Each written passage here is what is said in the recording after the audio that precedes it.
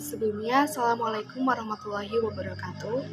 Perkenalkan, nama saya Salis Asduningsih, kelas A820 dengan NPM 20144600356. Di sini saya akan menjelaskan tentang perkembangbiakan pada hewan.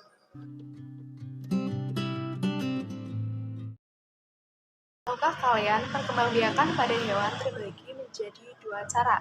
Yang pertama secara generatif dan yang kedua secara vegetatif. Pertama, saya akan membahas perkembangbiakan hewan secara generatif. Perkembangbiakan secara generatif terjadi melalui proses pembuahan, di mana dibutuhkan dua individu yang berbeda, yaitu jantan dan betina. Kemudian, sifat anak mereka merupakan variasi dari kedua induknya. Perkembangbiakan secara generatif dimulai dari pembuahan, yaitu meleburnya sperma jantan dan sel telur dari betina. Nah, kemudian setelah pembuahan maka akan terbentuk zigot yang kemudian tumbuh menjadi embrio. Pada perkembangbiakan hewan secara generatif ini terbagi melalui tiga cara. Yang pertama secara ovipar atau bertelur, yang kedua vivipar atau beranak, dan yang ketiga ovovivipar. Nah, kalian tahu nggak sih ovipar itu apa? Ovipar merupakan perkembangbiakan hewan dengan cara bertelur. Embrio hewan ini berkembang di dalam telur dengan memanfaatkan cadangan makanan yang ada di dalam telur. Sedangkan telurnya tersebut berada di luar tubuh induknya. Oleh karena itu, agar cepat menetas, maka telur-telur ini dirami oleh induknya. Apa saja sih contoh hewan yang bertelur? Yang pertama yaitu ada reptil, ada amfibi, dan ada burung. Nah, adapun ciri-ciri dari hewan yang berkembang biak dengan cara ovipar, yang pertama yaitu tidak memiliki daun telinga, yang kedua memiliki penutup tubuh yang berbulu, dan yang terakhir tidak memiliki kelenjar susu. Nah, kemudian vivipar. Vivipar itu merupakan perkembangbiakan hewan dengan cara melahirkan. Embrio ini berkembang biak di dalam tubuh induknya dan mendapatkan makanan dari induknya melalui plasenta. Setelah embrio atau anak ini cukup umur, maka akan dikeluarkan dari tubuh induknya atau dilahirkan. Adapun contoh hewan yang berkembang biak dengan cara vivipar yaitu kambing, sapi, kuda, kelinci, paus, lumba-lumba.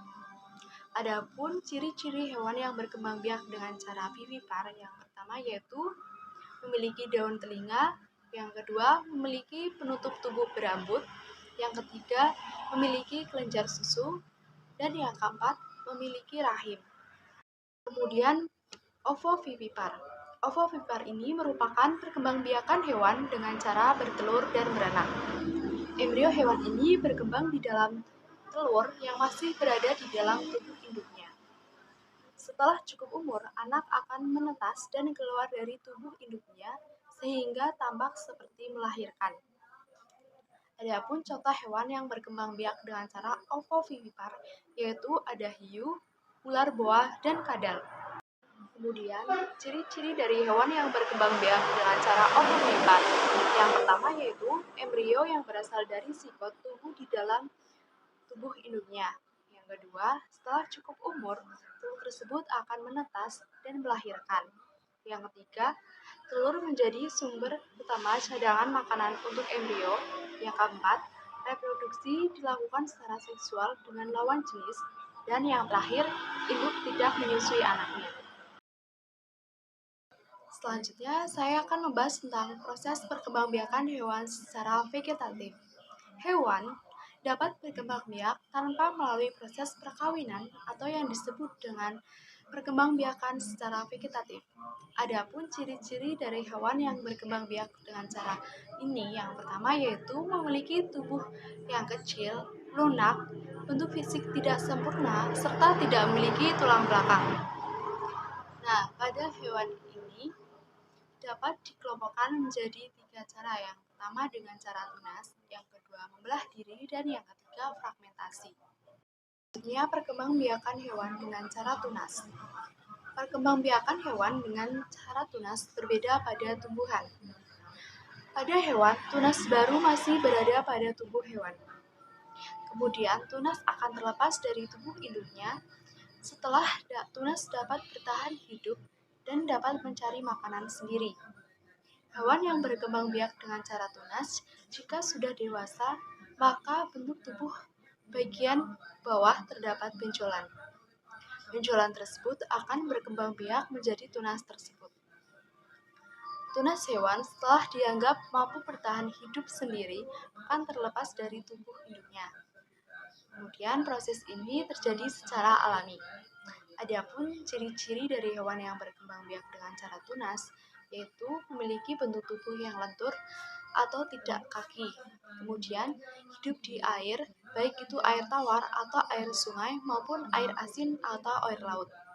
Contoh dari hewan yang berkembang biak dengan cara tunas yaitu hidra dan anemon laut. Yang selanjutnya yaitu membelah diri. Membelah diri merupakan perkembangbiakan hewan dengan cara memisahnya tubuh induk menjadi dua individu yang sama besar. Nah, cara reproduksi aseksual pada hewan dengan cara membelah diri, pada awalnya hewan berbentuk membulat, kemudian memanjang. Selanjutnya, sitoplasma pada bagian tengah terbagi menjadi dua. Hingga akhirnya terbentuklah individu yang baru yang masing-masing memiliki inti sel. Contoh hewan yang berkembang biak dengan cara membelah diri yaitu amoeba, ciliata, flagellata, dan paramecium. Yang terakhir yaitu perkembangbiakan hewan dengan cara fragmentasi. Perkembangbiakan hewan dengan cara fragmentasi merupakan perkembangbiakan hewan dengan memotong salah satu bagian tubuhnya. Potongan tubuh hewan yang berkembang biak dengan cara fragmentasi akan menjadi individu baru. Proses fragmentasi pada hewan dilakukan dengan cara memotong bagian tubuh hewan. Tubuh hewan yang dapat difragmentasi adalah tubuh bagian atas dan juga bagian bawah. Potongan tubuh yang sudah terpisah dengan induknya menjadi calon individu baru. Contoh hewan yang berkembang biak dengan cara fragmentasi yaitu bintang laut, cacing pipih, dan cacing pita. Oke, sekian video pembahasan saya mengenai proses perkembangbiakan pada hewan. Semoga bermanfaat.